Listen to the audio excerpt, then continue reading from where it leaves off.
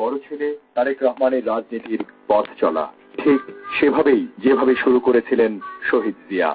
আর দেশবাসীও তারই মাঝে খুঁজতে থাকেন হারিয়ে যাওয়া তাদের সেই নেতাকেই, যেন অনেক দিন পর আবারও ফিরে পাওয়া চেনা কণ্ঠ, চেনা মুখ।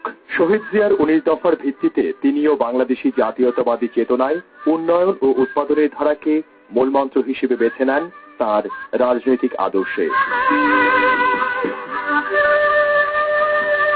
আধুনিক তথ্য প্রযুক্তি ব্যবহার করে সারা দেশে বিএনপির নেতাকর্মী ও সমর্থকদের নিয়ে তারেক রহমান নিজেই তৈরি করেন তথ্য সমৃদ্ধ ডাটা ব্যাংক, যা 2001 সালের নির্বাচনে বিএনপিকে এনে দেয় অভাবনীয় সাফল্য। আর দলও তাকে মূল্যায়ন করে সিনিয়র যুগ্ম মহাসচিবের পদ দেয়। উন্নয়ন ও উৎপাদন বাড়িয়ে স্বনির্ভর বাংলাদেশ গড়ার আন্দোলনে দলীয় নেতাকর্মীদের উজ্জীবিত করতে তারেক রহমান শুরু করেন নতুন এক রাজনৈতিক সংস্কৃতি, তৃণমূল প্রতিনিধি সভা। নেতাকর্মীদের আহ্বান জানান ব্যক্তির চেয়ে দল বড় আর দলের চেয়ে দেশ বড়। এ চেতনায় উদ্বুদ্ধ হয়ে দেশ গড়ার কাজে আত্মনিয়োগ করতে।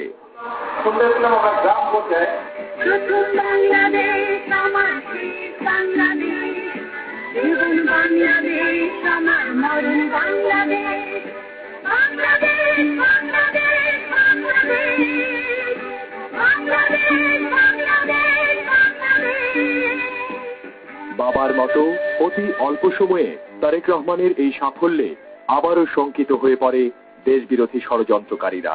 তার বিরুদ্ধে কথিত দুর্নীতির মিথ্যা কল্পকাহিনীর মহাকাব্য রচনা করতে থাকে একটি মহল। চক্রান্তকারীরা তাদের নীল নকশা অনুযায়ী 2007 সালের 7 মার্চ গভীর রাতে গ্রেফতার করে তারেক রহমানকে।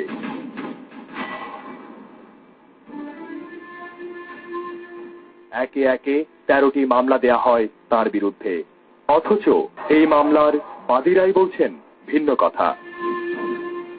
নিজে যদি উদ্যোগ হয়ে মামলা করতাম তাহলে মামলা চালুই থাকতো।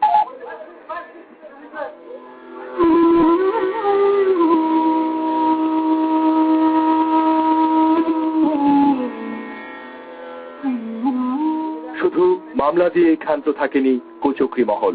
রিমান্ডের নামে তার উপর শুরু হয় অমানসিক নির্যাতন। মানসিক নিপীড়নের সাথে জঘন্যতম শারীরিক নির্যাতনও চলতে থাকে তার উপর। ভেঙে ফেলা হয় তার মেরুদণ্ড। দাঁড়ানোর শক্তি না থাকলেও আদালতে হাজিরা দিতে বাধ্য করা হয় তাকে। ব্যথায় কাতরানো সেই নির্মম দৃশ্য দেখে পাষাণ হৃদয়ও সেদিন কেঁদেছিল।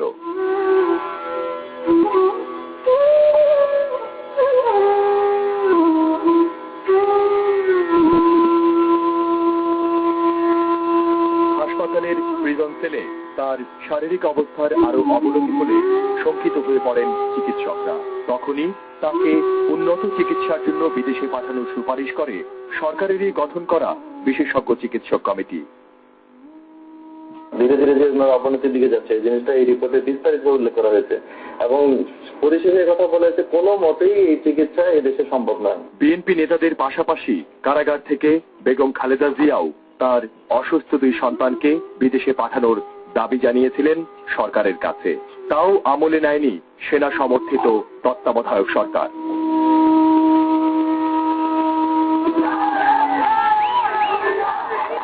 কথিত দুর্নীতি ও চাঁদাবাজির অভিযোগে করা 13টি মামলার সবগুলোতেই একে একে জামিন পান তারেক রহমান। জরুরি আইনের বেড়াজালে আদালতের ওপর প্রভাব খাটিয়ে শেষ পর্যন্ত সত্যকে দমিয়ে রাখতে ব্যর্থ হয় ষড়যন্ত্রকারীরা। অবশেষে বাধ্য হয় তারেক রহমানকে মুক্তি দিতে। 2008 সালের 3রা সেপ্টেম্বর তিনি হাসপাতালের প্রিজন সেলের বন্দিদশা থেকে মুক্ত হন। তারপর উন্নত চিকিৎসার জন্য লন্ডনের একটি হাসপাতালে ভর্তি হয়ে চিকিৎসা নিচ্ছেন তিনি। এদিকে বিএনপির বর্তমান রাজনৈতিক ও সাংগঠনিক অবস্থার বিচারে তার শূন্যতা বড় বেশি অনুভব করছেন দলের সাধারণ নেতাকর্মীরা। তবে বিএনপি ও দেশের স্বার্থে তার পুরোপুরি সুস্থ হয়ে ওঠার বিষয়টি এখন সবচেয়ে বেশি গুরুত্বপূর্ণ। আর তা মেনে নিয়েই অপেক্ষার প্রহর গুনছেন জাতীয়তাবাদী শক্তির সমর্থক দেশের প্রতিটি মানুষ।